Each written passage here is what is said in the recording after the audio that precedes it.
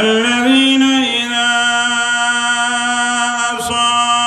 أصابتهم مصيبة قالوا إنا لله وإنا إليه راجعون.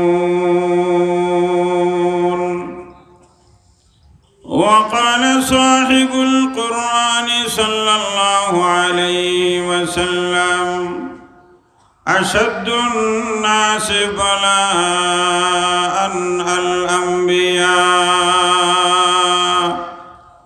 فالأمثل ثم الأمثل فالأمثل. صدق الله مولانا العظيم وصدق رسوله النبي الأمي الكريم. درود شريف পড়েন সাল্লাল্লাহু আলা سيدنا ومولانا محمد وعلى آله وصحبه وسلم.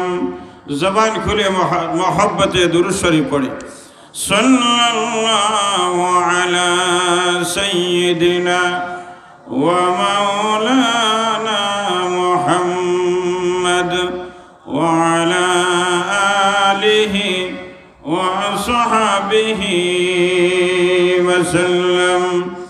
La ilaha illallah, la ilaha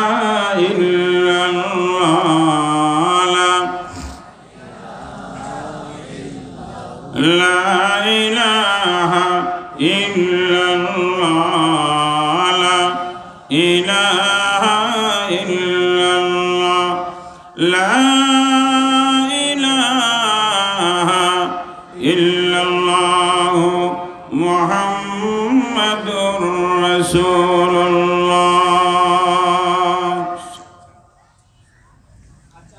Sylhet বিভাগের মধ্যে ঐতিহ্যবাহী প্রতিষ্ঠানগুলির মধ্যে অন্যতম একটি প্রতিষ্ঠান জকিগঞ্জ উপজেলাধীন ঐতিহ্যবাহী ইউনিয়ন বারোহাল ইউনিয়ন এর আওতাধীন ঐতিহ্যবাহী প্রতিষ্ঠান শাহবাগ জামিয়া মাদানিয়া কাসিমুল উলুম এর উদ্যোগে আয়োজিত আজকের বার্ষিক ইসলামী মহাসম্মেলনের চলমান অধিবেশনের জনাব সদরে মুহতারাম, অত্র এলাকার কৃতি সন্তান হযরতুল আল্লাম হযরত মৌলানা শেখ আব্দুল হাই সাহেব দামাত বারাকাতুহুম সহ মঞ্চে উপবিষ্ট হযরত উলামায়ে কেরাম, মাহফিলে অবস্থানরত অত্যন্ত শ্রদ্ধাভাজন মুরব্বিয়ানে আযম, আমার প্রাণপ্রিয় যুবক ও ছাত্র ভাইরা, পর্দার অন্তরালে অত্যন্ত সম্মানিত মা বোনেরা, সর্বপ্রথম মহান রব্বুল আলামিনের অসংখ্য অগণিত শুকর আদায় করি যে মহান রব্বে করিম লক্ষ লক্ষ কোটি কোটি মানুষ থেকে আমাদের মতো গুনাহগার মানুষগুলিকে বাছাই করে কোরআনের মহব্বতে জান্নাতের বাগানে জীবনের কিছু সময় কুরবানি করার জন্য কবুল করেছেন, তৌফিক দান করেছেন। এই জন্য মহান রবের শুকরিয়া আদায় করি আমরা মহব্বতে সবাই বলি আলহামদুলিল্লাহ। বন্ধুগণ, গড়ের কাটা 10 মিনিট কম 4টা, আসরের নামাজ হবে ইনশাআল্লাহ, যথাসময়ে আসরের নামাজ হবে। এর পূর্বে আমি আপনাদের খেদমতে মহাগ্রন্থ আল কোরআন থেকে একখানা আয়াত তিলাওয়াত করেছি। বিশ্বনবী মুহাম্মদুর রাসূলুল্লাহ সাল্লাল্লাহু আলাইহি ওয়াসাল্লামের হাদিসের ভান্ডার থেকে ছোট্ট একখানা হাদিস তিলাওয়াত করেছি।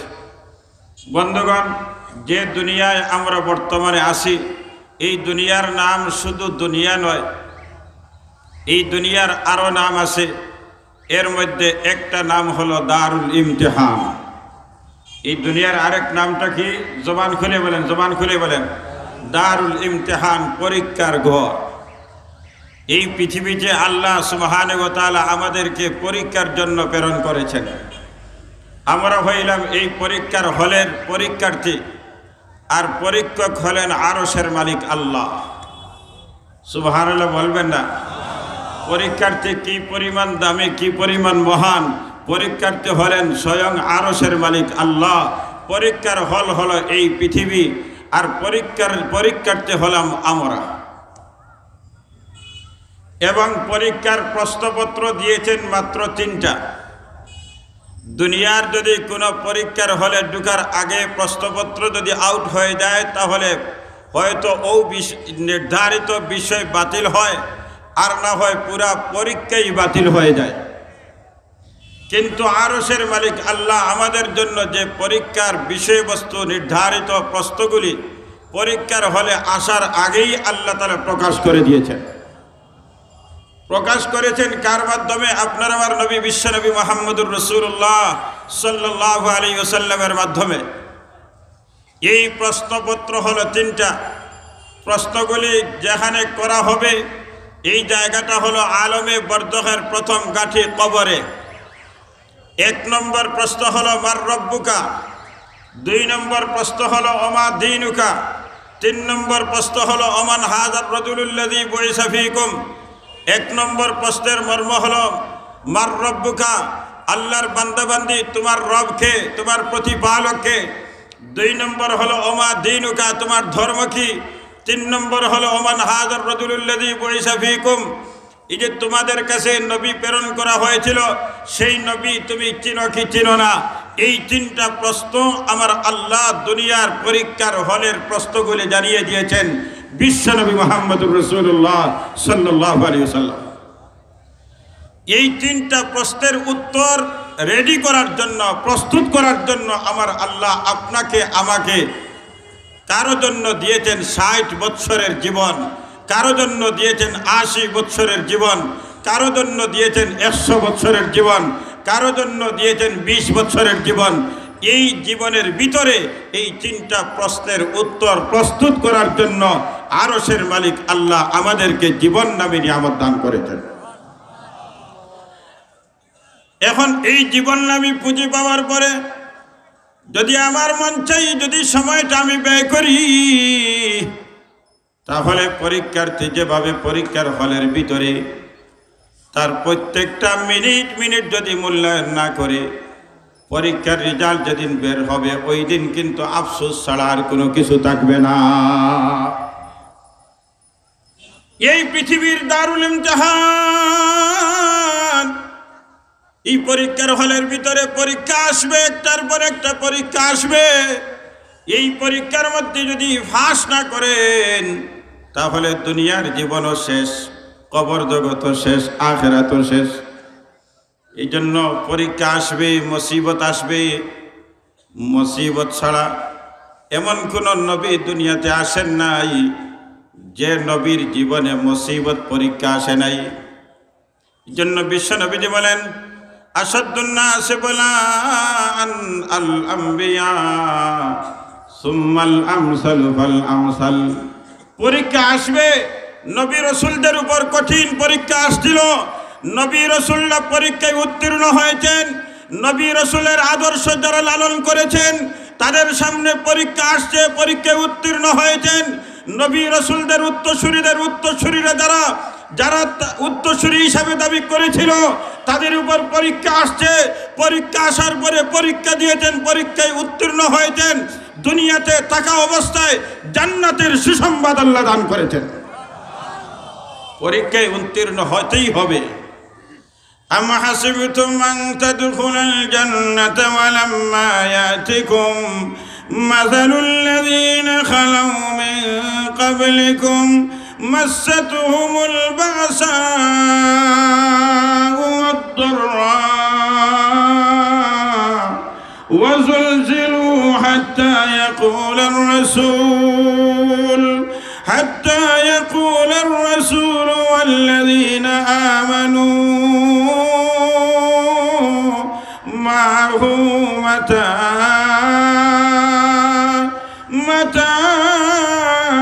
নাসরুল্লাহ। মুসিবত যখন আসছিল, সব কিছু শক্তি কুরবান করে আরশের মালিকের দরবারে অপেক্ষমান ছিলেন। মাতা নাসরুল্লাহ, কবে আসবে মালিকের পক্ষ থেকে সাহায্য? আর সারা পৃথিবীর মুসলমানদের কোনো আমির নাই, বাংলাদেশের মুসলমানদেরও আমির নাই। মুসিবত একটার পর একটা আসতেছে, একটার পর একটা আসতেছে। সবাই যেন মালিকের দরবারে দুইটা হাত উঁচু করে আদারি করতেছে, ও মালিক তুমি সাহায্য পাঠাও, তুমি সাহায্য পাঠাও। কিন্তু এই সাহায্য পেতে হলে সাহাবায়ে কেরাম থেকে শিক্ষা নিতে হবে। যখন সাহাবায়ে কেরাম নিজের জান ইসলামের জন্য কুরবান করেছেন, যখন মাল ইসলামের জন্য কুরবান করেছেন, যখন সব কিছু ইসলামের জন্য কুরবান করেছেন, সব কিছু যখন 100%, 100 ভাগের 100 ভাগ ইসলামের জন্য, কোরআনের জন্য যখন কুরবান করার জন্য দাঁড়িয়েছিলেন সাহাবায়ে কেরাম, আরশের মালিক আল্লাহ নূরের তৈরি ফেরেশতা, হাজার হাজার ফেরেশতা বদরের ময়দানে প্রেরণ করেছেন। আল্লাহর সাহায্য পেতে হলে আপনার আমার সব কিছু কুরবান করতে হবে। আজ আমরা সম্পদ পেয়েছি, আজ আমরা জান পেয়েছি, আজ আমরা ঈমান পেয়েছি, অসংখ্য অগণিত নিয়ামত পেয়েছি, কিন্তু আমরা কতটুক আমরা পরীক্ষার জন্য প্রস্তুতি গ্রহণ করতেছি। যখন মালিকের পক্ষ থেকে পরীক্ষা আসবে তখন এই পরীক্ষায় কামিয়াব হতে হবে। অতীত মানুষগুলি পরীক্ষা দিয়েছেন, পরীক্ষায় যারা সফল হয়েছেন তাদের জীবন সফল, পরীক্ষায় যারা বিফল হয়েছেন তার জীবন বিফল। সেই পরীক্ষার তালিকার মধ্যে বনি ইসরায়েলের 3 জন মানুষের পরীক্ষার কথা বিশ্বনবী মুহাম্মদুর রাসূলুল্লাহ সাল্লাল্লাহু আলাইহি ওয়াসাল্লাম ঘোষণা দিয়েছেন। বনি ইসরায়েলের 3 জন ব্যক্তি ছিল, এর মধ্যে একজন হলো বরস বেমারি, দল ব্যথা বেমারিওয়ালা, আরেকজন ছিল অন্ধ, আরেকজন ছিল মাথায় চুল নাই টাকওয়ালা। 3 জন ব্যক্তি, একজন অন্ধ, একজন টাকওয়ালা, একজন ধল বেতা অসুস্থ বরস বেমারিওয়ালা। দুনিয়ার সব ছিল, কিন্তু তাদের এই রোগগুলি থাকার কারণে, এই আইবগুলি থাকার কারণে পারিবারিকভাবেও তাদের মর্যাদা ছিল না, সামাজিকভাবে তারাও মর্যাদাশীল ছিল না, কোনো ক্ষেত্রে তারা মর্যাদা পাইত না, অথচ সব কিছু তাদের ছিল। আবার আল্লাহ পরীক্ষার জন্য প্রেরণ করলেন একজন ফেরেশতা। আসিয়া বললেন, প্রথমে ওই দল বেতা বরস বেমারিওয়ালার কাছে আসলেন, আসিয়া বললেন, ভাই উনি ফেরেশতা, কিন্তু ফেরেশতা বুঝেন নাই। জিজ্ঞাসা করলেন, ভাই আপনার কি সমস্যা, দুনিয়ার কোনো সমস্যা, জীবনের সমস্যা উপলব্ধি করতেছেন? বলে, ভাই আমি দুনিয়ার সব কিছু পাইলাম, কিন্তু আমার এই রোগটা থাকার কারণে সমাজ আমাকে ঘৃণা করে, পরিবারের সদস্য আমাকে ঘৃণা করে। আরে ভাই, বিল্ডিং হলে কি হবে, টাওয়ারের মালিক হলে কি হবে, আমার সমাজে মর্যাদা নাই, পরিবারের সদস্যের কাছে মর্যাদা নাই। আমার যদি এই রোগটা হইতো না তাহলে আমার সব কিছু ঠিকঠাক। ওই ফেরেশতা বললেন, ভাই এটা যদি সুস্থ হয়ে যায়, আল্লাহ যদি সুস্থ করে দেন, মালিকের দরবারে দোয়া করি, আল্লাহ তোমার কুদরতি শিফাখানার থেকে তোমার বান্দাকে তুমি শিফা দান করবা। এখন বেটা সুস্থ হয়ে গেছে। সুস্থ হওয়ার পরে জিজ্ঞাসা করলেন, ভাই তোমার কোনো আশা আকাঙ্ক্ষা আছে? বলে, ভাই যদি আমার একটা উটনি হইতো তাহলে এইটারে লালন পালন করতাম, আর আমি আবার জীবনের শখ পুরা করতাম। মালিকের কাছে দোয়া করলেন, আল্লাহ তোমার বান্দার জন্য একটা উটনি দিয়া দেব। সব কিছু তো ক্যারেশমা, সব কিছু তো কুদরতি ফয়সালা দিয়া দিলেন। এখন আল্লাহর বান্দা উটনি লালন পালন করে, এইভাবে লালন পালন করতে করতে পুরা শাহবাগ থেকে ওই শেওলা পর্যন্ত এই হাওয়ার ভর্তি হয়ে গেছে। যখন অন্ধর কাছে গেলেন, যাওয়ার পরে সেম জিজ্ঞাসা করলেন, ভাই তোমার কি সমস্যা, কোনো সমস্যা আছে? বলি, ভাই কি আর বলবো, সমস্যা তো একটাই, সব কিছু শেষ। আমার 2টা চোখ আছে কিন্তু দৃষ্টিশক্তি নেই, আমি অন্ধ। আমি অন্ধ। যে মার পেট থেকে জন্ম নিলাম সেই মা সুন্দর না অসুন্দর আমি দেখতে পারি নাই। আমার বাবার যে ঔরস থেকে আমি জন্ম নিয়েছি সেই বাবাকে আমি দেখতে পারি নাই। কোরআন আমি দেখতে পারি নাই, আসমান দেখতে পারি নাই, জমিন দেখতে পারি নাই, দুনিয়ার কোনো সৌন্দর্য আমি দেখতে পারি নাই। আমার সব কিছু আছে, কিন্তু আমার দৃষ্টিশক্তি না থাকার কারণে আমার সব শেষ। তুমি কিছু দৃষ্টিশক্তি চাও? আরে ভাই চাই তো, দিব কেমনে, পাইব কেমনে? বলে, আল্লাহ তোমার বান্দার 2টা চোখের দৃষ্টিশক্তি ফিরে দাও। আল্লাহ তাআলা দৃষ্টিশক্তি ফিরে দিলেন। 3 নম্বরে, এখন তোমার কি আশা আকাঙ্ক্ষা কিছু আছে বলে? হ্যাঁ, আমার যদি একটা গাবি হইতো তাহলে মোটামুটি দুধও খাইতাম, বাচ্চাও খাইতাম, ব্যবসা বাণিজ্য করতাম, ক্ষেত খামারে করতাম। বলে ঠিক আছে, আল্লাহ ওনাকে একটা গাবি দিয়ে দাও। গাবির মালিক হয়ে গেলেন, উনি লালন পালন করতেছে। 3 নম্বর ব্যক্তির কাছে গেলেন, গিয়া বললেন, ভাই ঠাকুয়ালা ব্যক্তির কাছে, ও ভাই তোমার কোনো সমস্যা আছে? বলে ভাই সমস্যা আর বলতেছেন, সব কিছু আছে, কিন্তু মাথায় চুল না থাকার কারণে এখন দেখা যায় বন্ধু বান্ধবের কাছে আশ্রয় পাই না, ঘরের মানুষরা আমাকে সুযোগ দেয় না, সমাজের মানুষগুলো হাসি ঠাট্টা করে। এই যদি মাথাটা সুন্দর হইতো, অন্যান্য মানুষের মতো চুল হইতো, তাহলে আমার সব কিছু ঠিকঠাক হইতো। তখন এই ফেরেশতা বললেন, আল্লাহ তোমার বান্দার মাথার চুলগুলো তুমি সুন্দর করে দাও, এখন ঠিকঠাক। ভাই তোমার কোনো আশা আকাঙ্ক্ষা আছে? বলে ভাই একটা আশা আকাঙ্ক্ষা আছে। বলে কি? যদি আমার একটা বকরি হইতো, ছাগি হইতো, এটারে লালন পালন করিয়া বাচ্চা বানাইতাম, দুধ খাইতাম, ব্যবসা বাণিজ্য করতাম, আর ধনী হয়ে যেতাম, কোনো অসুবিধা নেই। তখন দোয়া করলেন, আল্লাহ তাআলা দিয়া দিলেন একটা ছাগি, একটা বকরি দিয়া দিলেন। এখন সে খেদমত করতেছে, গরুওয়ালা খেদমত করতেছে, উটওয়ালা খেদমত করতেছে। এখন পরীক্ষার সময় আসছে, নির্ধারিত সময় আল্লাহ ফেরেশতাকে প্রেরণ করলেন, যাও আমার বান্দাবান্দির পরীক্ষা করো। সুবহানাল্লাহ বলবেন না? ওয়ালানাবলুওয়ান্নাকুম বিশাইইম মিনাল খাউফি ওয়াল জু'i ওয়া নাকসিম মিনাল আমওয়ালি ওয়াল আনফুসি ওয়াস সামারাত। আল্লাহ তাআলা পরীক্ষা অবশ্যই দুনিয়ার জীবনে পরীক্ষার সম্মুখীন হতে হবে। এমন কোন ইমানদার সফল হয় নাই যার জীবনে পরীক্ষা আসে নাই। পরীক্ষা আসবেই আসবে, ওই পরীক্ষার মধ্যে আপনি আমি সফল হতে হবে। আজকে পরীক্ষা চলতেছে বাংলাদেশে, আজকে পরীক্ষা চলতেছে, কোরআন ওয়ালাদের পরীক্ষা চলতেছে, আজ ইসলামের পক্ষের মানুষগুলির পরীক্ষা চলতেছে, উলামায়ে হক্কানির পরীক্ষা চলতেছে। আজ কোরআনের পাখিগুলির কণ্ঠ বন্ধ করার ষড়যন্ত্র চলতেছে। ও মুসলমান, বাংলাদেশের আকাশ মেঘাচ্ছন্ন, কি হবে না হবে জানেন একমাত্র আল্লাহ। কোরআনের কণ্ঠগুলি যদি বন্ধ হয়ে যায়, নবীর হাদিসের কণ্ঠগুলি যদি বন্ধ হয়ে যায়, উলামায়ে কেরামের নেতৃত্বের যদি কণ্ঠ বন্ধ হয়ে যায়, তাহলে সেই দিন বেশি বাকি নয়। স্পেন হওয়ার জন্য বাংলাদেশ তৈরি হয়ে যাও, আরে ফিলিস্তিনের মতো দেশ বাংলাদেশ হওয়া খুব বেশি দেরি হবে না, যদি উলামায়ে হক্কানির কোরআনের পাখিগুলির কণ্ঠ যদি স্তব্ধ হয়ে যায়। কোরআনের পাখির কণ্ঠ থাকবে। আজ পরীক্ষা হয়ে গেছে, আজ পরীক্ষা হয়ে গেছে সারা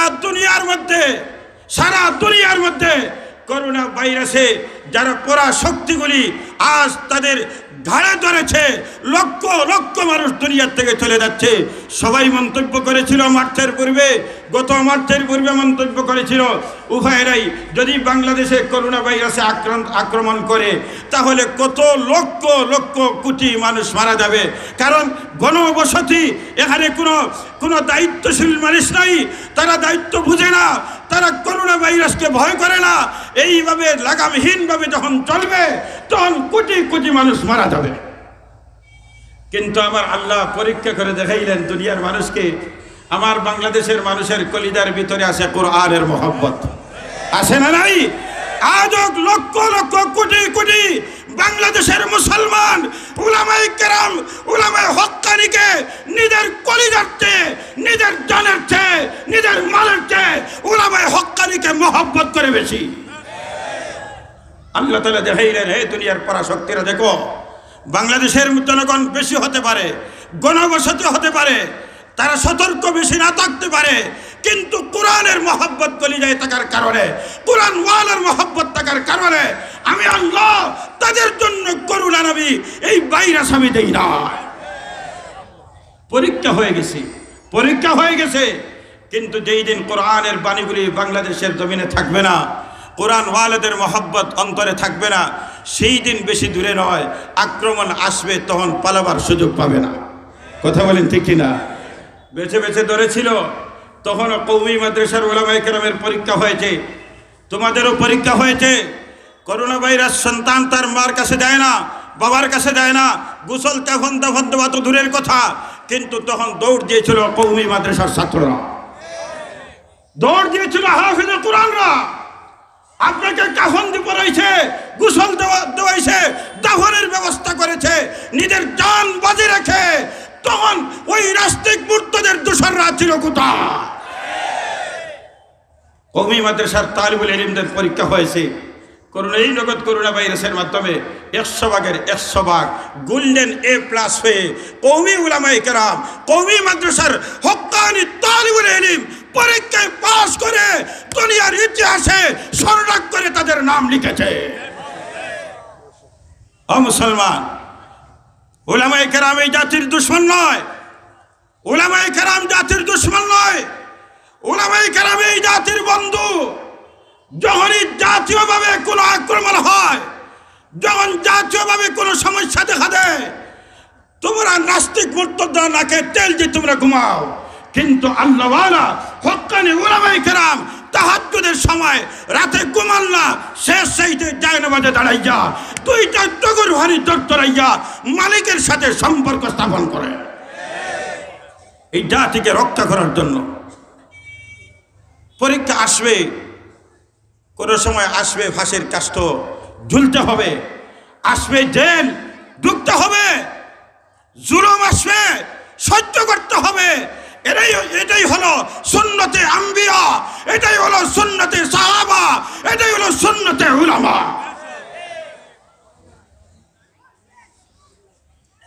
বন্ধুগণ, বনি ইসরাইলের ওই 3 ব্যক্তিকে আমার আল্লাহ পরীক্ষা করার জন্য যখন ফেরেশতা পাঠাইলেন, প্রথম ব্যক্তির কাছে আসলেন, আচ্ছা বললেন, ও ভাই আমি একজন সাইল, আমাকে কিছু দাও।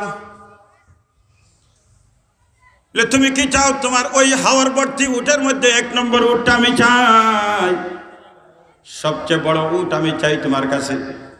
সে বলল, আরে ভাই তুমি এমন ভিক্ষুক, ভিক্ষুকে 2 টাকা চাইবে, 5 টাকা চাইবে, 1 মুষ্টি চাল চাইবে, দান চাইবে, তুমি আমার উটের মধ্যে সবচেয়ে বড় উট তুমি দাবি করো, তুমি কোন ধরনের ভিক্ষুক? তুমি দিবাই না? বলে না ভাই, এই উট বড় উট খেপড়ে দিব, ছোটো খাপড়ে 1-2 টাকার ভিক্ষুক আমি না। ও ভাই তোমার স্মরণ আছে তুমি যে অসুস্থ ছিলে, তোমাকে আল্লাহ তাআলা সুস্থতা নিয়ামত দিছে, তোমাকে আল্লাহ তাআলা এই বিশাল উটের মালিক বানাইছে, তুমি মনে, আরে ভিক্ষুক তুমি কি বলো? আমি অসুস্থ ছিলাম আর এই সেই। আমি তো অসুস্থ না, আমার বংশের কেউ এমন অসুস্থ ছিল না। বলে হ্যাঁ সত্যি তুমি বলে? বলে হ্যাঁ। বলে তাই যদি হয় তাহলে তোমার কথার মধ্যে যদি তুমি মৃত্যু খাও, আল্লাহ যেন তোমাকে অতীত যে অবস্থায় ছিলেন সেই অবস্থায় যেন আল্লাহ ফিরাইয়া দেন। এখন উঠো নাই, দল বেতা বিদায় হয়েছিল, আবার আসে হাজির 2 নম্বর ব্যক্তি, ও ভাই আমাকে তোমার বড় গরুটা দেন, বড় বলদ। বলে ভাই তুমি কোন ধরনের ভিক্ষুক? মানুষের চায় ছোটোখাটো কোনটা, 2 টাকা 4 টাকা, তুমি দেখি বড় বলদ চাও, এটা দিবাই নি? বলে না এটা তোমার সম্ভব নয়। ও ভাই তোমার তো কিছুই ছিল না, তুমি তো এইভাবে অন্ধ ছিলাই, এইভাবে ঠাকওয়ালে ছিলাই, তোমাকে তো আল্লাহ নিয়ামত দিছে, এখন তো তুমি ধনী। বলে কোন দিন আমি ঠাকওয়ালা ছিলাম? আমার জন্মগত আমার মাথার সুর, আমার বংশের একটা মানুষ ঠাকওয়ালা নেই, তুমি আরেকটা একেবারে আকাশ থেকে ফাড়িয়ে আমার মাথায় ছাড়লাই। বলে ও ভাই তুমি যদি মিথ্যা হয়ে থাকো তোমার কথার মধ্যে, তাহলে আল্লাহ যেন তোমাকে পূর্বের মনে করে দেয়। এখন গরুও শেষ, মাথার চুলও শেষ, এখন আন্দা বেটার কাছে, ও ভাই তোমার ছাগলের মাঝে বড় ছাগলটা আমি চাই। বলে বড় ছাগল তুমি চাইতে এখানে? আরে ভাই আমার তো একটা ছাগলও ছিল না, আল্লাহ তাআলা আমাকে ছাগল দিয়েছে, আজকে একটা নয় হাজার হাজার ছাগলের ময়দানে। ও ভাই প্রয়োজন হয় সব ছাগলগুলি তুমি নিয়ে নাও। এখন বেটা পরীক্ষা পাস করছে নি? পাস করছে। এখন ফেরেশতায় পরিচয় দিলেন, ও ভাই আমি আসলে ভিক্ষুক না, আমি পরীক্ষার জন্য আমাকে আল্লাহ তাআলা পাঠাইছেন। তোমার আগের 2 ভাই পরীক্ষার মধ্যে একবারে ডবল 0 ভাইয়া ফেল, খবর নিয়ে দেখিও 2 জন আগের অবস্থায়, আর তুমি পরীক্ষায় গোল্ডেন A+ হইয়া তুমি পাস। ও ভাই দয়া করে আল্লাহ যেন তোমার জানে মারে আল্লাহ তাআলা আরো বরকত দান করে। এখন পাস করছেন ব্যক্তি, আল্লাহ নিয়ামত বাড়াইয়া দেন, নিয়ামত বাড়াইয়া দেন। এই পৃথিবীটা হলো দারুল ইমতিহান, এই দারুল ইমতিহানে পরীক্ষা আসবে, পরীক্ষায় পাস করতে হবে। এখন কওমি মাদ্রাসা বন্ধ করার জন্য, কোরআন বন্ধ করার জন্য ইসলাম বন্ধ করার জন্য, ইসলাম মিঠানোর জন্য, মুসলমানদের টুকরা টুকরা করার জন্য আজ সারা পৃথিবীর ইহুদ নাসারা ঐক্যবদ্ধ হয়েছে। নাস্তিক মুরতাদরা এক প্ল্যাটফর্মে ঐক্যবদ্ধ হয়েছে কওমি মাদ্রাসা মিটানোর জন্য, কোরআনের মাহফিলগুলি বন্ধ করার জন্য, মসজিদ বন্ধ করার জন্য। আর ষড়যন্ত্র শুরু হয়েছে। যদি ডাক আসে এর থেকে গঞ্জের মুসলমান কোরআন হেফাজতের জন্য, ইসলাম হেফাজতের জন্য তোমাদের জান মাল দিতে হবে। কে কে প্রস্তুত আছেন? প্রস্তুত আছেন?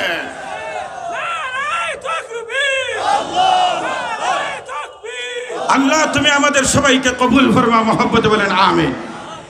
বন্ধুগণ, হাত উঠাইলাম, মালিককে দেখাইলাম। এখন আমার সামনে তিনজন বিষয়, তিনজন ব্যক্তি, ওই বনি ইসরায়েলের দুইজন যারা পরীক্ষায় ফেল করছেন আর ফাঁস করছেন কয়জন? আরো ধরে বলেন কয়জন? একজন। এখন আমরা দেখতাম যে আমরা ওই দুইজনের সদস্য না ওই 3 নম্বর জনের সদস্য? আমরা কার সদস্য হতে চাই? আরো ধরে বলেন কার সদস্য? যে পরীক্ষায় ফাঁস করছে তার দলের সদস্য। কথা বলেন ঠিক কিনা? আল্লাহ তাআলা আমাদের জন্য জান দিছেন, আমাদের জন্য মাল দিছেন, আমাদের জন্য পরিবার পরিজন দিছেন, আমাদের জন্য ইজ্জত দিছেন, আমাদের জন্য সম্মান দিছেন, আমাদের জন্য সুস্থতা নিয়ামত দিছেন। এই নিয়ামতগুলি আমাদের কাছে আসে না নাই? আরো ধরে বলেন আসে না নাই? আমরা চেয়ে এনেছি না মালিক দয়া করে দিয়েছেন? মালিক দয়া করে দিয়েছেন। এই জন্য মালিকের বন্ধু মাহবুবে কিবরিয়া আমার নবী বিশ্বনবী মুহাম্মদুর রাসূলুল্লাহ সাল্লাল্লাহু আলাইহি ওয়াসাল্লামের আমানত এই মাদ্রাসা জামিয়া মাদানিয়া কাসিমুল উলুম শাহবাগ মাদ্রাসা, এই মাদ্রাসা আমার নবীর ঘর। এই ঘরের মধ্যে নবীর উম্মতের সন্তানেরা এই মাদ্রাসায় পড়ে, ছেলে পড়ে, মেয়ে পড়ে। এই মাদ্রাসা শুধু আপনাদের শাহবাগ কাঠরবাজার মাদ্রাসা নয়, পুরা দুনিয়ার মধ্যে আলোচিত একটা প্রতিষ্ঠান জামিয়া মাদানিয়া কাসিমুল উলুম। আমার উস্তাদ মুহতারাম হযরতুল আল্লামা হযরত মাওলানা শেখ কারি আব্দুল হাফিজ সাহেব দামত বারাকাতুহুম, আমার আসাতায়ে কেরাম, আমার জীবনে যত আসাতায়ে কেরাম যাদের কাছে কিরাত পড়েছি, কিতাব পড়েছি, হাদিস পড়েছি, যত আসাতায়ে কেরাম দুনিয়াতে জীবিত আছেন এবং যারা কবরে চলে গেছেন, মক্তব থেকে নিয়ে দাওরা হাদিস পরবর্তী পর্যন্ত যত উস্তাদ আমার, সেই সব উস্তাদদের মধ্যে আমার কাছে প্রিয় 3 জন উস্তাদ, এর মধ্যে একজন হলেন আব্দুল হাফিজ সাহেব দামত বারাকাতুহু। হুজুর আমাকে অত্যন্ত মহব্বত করতেন এবং ওনার এই মহব্বতের মাধ্যমেই আজ আপনাদের সামনে বসার সুযোগ হয়েছে। ওনার দিন রাত পরিশ্রম করে 24 ঘন্টা, এখন তো সোশ্যাল মিডিয়া আপনাদের প্রত্যেকের হাতে হাতে, আপনারা দেখবেন লন্ডনের সরজমিনে শুধু নয়, দুনিয়ার কোথাও যদি হুজুর অবস্থান করেন, ওই জায়গায় এক চিন্তা, ওই চিন্তাটার নাম হলো শাহবাগ জামিয়া মাদানিয়া কাসিমুল উলুম। উনি ঘুমাইলেও মাদ্রাসা থেকে, জাগ্রত অবস্থায় মাদ্রাসা থেকে, উনি দাওয়াতের ময়দানে গেলে জামিয়া মাদানিয়ার স্বপ্ন দেখে উনার দেশ দেশান্তরে জামিয়া মাদানিয়া কাসিমুল উলুমের দাওয়াত প্রত্যেকটা দুনিয়ার প্রত্যেকটা ঘরে ঘরে মাদানিয়ার দাওয়াত পৌঁছাই দেওয়ার মিশন নিয়ে উনি সারা দুনিয়া ভ্রমণ করতেছে। আপনারা যদি একটু বছরে একদিন যদি আপনারা সাহায্য ওনাকে না দেখান, তাহলে ওনার তো মন ভেঙে যাবে। আর এই সাহায্য তো ওনার জন্য না, এই সাহায্য তো এই জামিয়ার জন্য। ও ভাই, যদি আপনার 1000টা টাকা যদি এই জামিয়ার জন্য কুরবানি করেন, কাল হাসরের ময়দান আমার নবীজির শাফাআত নসিব হবে। আরো আস্তে সুবহানাল্লাহ বলেন, মহব্বতে সবাই বলেন সুবহানাল্লাহ, আরো জোরে বলেন সুবহানাল্লাহ, মহব্বতে বলেন আল্লাহু আকবার। ও মুসলমান, আপনারা মনে মনে ভাববেন যে 1000 টাকা দিলে নবীর শাফাআত কেমনে পাইব? উনি পকেট থেকে বলতেছেন না, আমার নবীজি বলেন তারাকতু ফীকুম আমরাইন লান তাযুল্লু মা তামাসসাকতুম বিহিমা কিতাবাল্লাহ ওয়া সুন্নাত রাসূলি। আমার নবী 2টা সম্পদ ছেড়ে গেছেন, একটা হলো কোরআন, আরেকটা হলো সুন্নতে রাসূলুল্লাহ। এই জামিয়ার মধ্যে ওই কোরআন পড়ানো হয়, নবীর সুন্নত শেখানো হয়। আমার নবী বলেন মান আহাব্বা সুন্নতি ফাকাদ আহাব্বানি ওয়া মান আহাব্বানি কানা মাই ফিল জান্নাহ। আমার সুন্নত যারা মহব্বত করলো, আমি নবীকে মহব্বত করলো, আমি নবীকে যারা মহব্বত করলো, হাসরের ময়দান আমার সাথী হয়ে জান্নাতে যাবে। এখন এটা পকেটের কথা না, আমার নবীর কথা। আজকের এই জামিয়ার ময়দান, বিশাল ময়দান থেকে আমি আশা করব আপনারা একজনও খালি যাবেন না। যদি প্রয়োজন হয় একটা টাকা দেওয়ার সুযোগ থাকে তাহলে একটা টাকা দিয়েও আপনি সাহায্য করবেন। রাজি আছেন তো ইনশাআল্লাহ? যার সামর্থ্য যে পরিমাণ আছে, আরে ভাই একটা চা বন্ধ করবেন, গাঠর বাজার, কারাইঘাট বাজার আর সাহেবাগ পয়েন্টে আর সড়ক বাজার হইলে চা একটা খাইতাম না, আজকে কোরআনের মহব্বতে চা একটা বন্ধ, বাঁচলো কয় টাকা? 5 টাকা, ঠিক কিনা? আপনি 5 টাকা দিবেন, এক কাপ চা বন্ধ করবেন নবীর মহব্বতে, একটা পান বন্ধ করবেন নবীর মহব্বতে, একটা সিগারেট বন্ধ করবেন নবীর মহব্বতে, আপনার 15 টাকা বাঁচে যাবে। 15 টাকা যদি দেন হাসরের ময়দান নবীজির শফাআত পাবেন। আমি আপনাদের খেদমতে, সবাই তো আস্তে আস্তে ক্ষমার পথে, যে 10-12 মিনিট আমার হাতে আছে, আমি আপনাদের খেদমতে আবেদন করব অন্ততপক্ষে 5 লাখ টাকা, যদি 5 লক্ষ টাকা যদি হয়ে যায়, তো মোটামুটি আজকে ইজ্জত আপনার আর কিছু বাঁচব। ওমার ডরাই গেছেন নি? আপনারা ঘুমাই গেছেন নাকি? 5 লক্ষর আওয়াজ শুনিয়া বুঝে দেখেন সব হাত পা ছাড়ি দিছেন। কন্যা খানে ইনশাআল্লাহ, ইনশাআল্লাহ, আরো ধরে বলেন ইনশাআল্লাহ। 5 লক্ষ হওয়ার জন্য এটা খুব বিষয় নয়, মানুষ মাত্র 50 জন মানুষের দরকার। 10,000 করিয়ে এলে 50 জনে কয়টা? 5 লক্ষ। এই জায়গার মধ্যে কিন্তু মানুষ 50 জন নাইনি 10,000 থেকে, যারা 10,000 টাকা দিলে তার কোনো ধরনের কোনো ক্ষতি হবে না, এই সুযোগ আছে। এমন 50 জন কিন্তু মানুষ বারোইটা নেন। আমি 1 নম্বরে একজন আল্লাহর বান্দাকে আমি ডাকতে চাই, দেখতে চাই, যে প্রথমে নবীর মহব্বতে আবু বকর সিদ্দিকের মতো দুনিয়ার যখন সবাই নবীর বিরুদ্ধে, সর্বপ্রথম দাওয়াতটা আবু বকরের কাছে। আবু বকর বলেন, আর দেরি না, এই মুহূর্তে কলমা পড়ে মুসলমান হয়ে গেল। আজকের এই দাওয়াতটা আপনাদের খেদমতে আমি প্রকাশ করলাম, 10,000 করে, 50 জন মানুষের দরকার। দেখি আল্লাহ তোমার কোন বান্দা প্রথম দাওয়াতটা কবুল করবেন, আর আবু বকর সিদ্দিকের মতো হাতটা উঁচা করবেন কোরআনের জন্য, ইসলামের জন্য। আর আমরা দোয়া করবো, আল্লাহ তোমার বান্দাকে দুনিয়ার জীবনে আবু বকরের মতো বানাও, পরকালে হাসরের ময়দান আবু বকরের সাথী বানাইয়া জান্নাতের মালিক বানাও। মহব্বতে বলেন আমিন, আরো ধরে বলেন আমিন, মহব্বতে বলেন আমিন।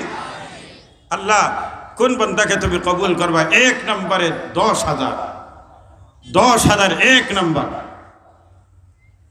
সুবহানাল্লাহি ওয়া বিহামদিহি সুবহানাল্লাহিল আযীম। 1 নম্বরে 10,000। আল্লাহু আকবার, আল্লাহু আকবার। এত বিশাল মাহফিলে এটা 10,000 ডাক হয় না। এইরকম মাহফিল হইলে অন্ততপক্ষে সর্বনিম্ন 1 লক্ষ টাকা। আমি তো 1 লক্ষ চাইছি না, 50,000 আছি না, শুধুমাত্র 10,000 টাকা। দেখি আল্লাহ তোমার কোন বান্দাকে কবুল করবায়, বরকতে হাতটা উঁচা করেন। ওই যে সুবহানাল্লাহ, মাদ্রাসার এখন দিনের খবর খানোয়া পৌঁছেছে 1,34,00,000 টাকা মাদ্রাসার।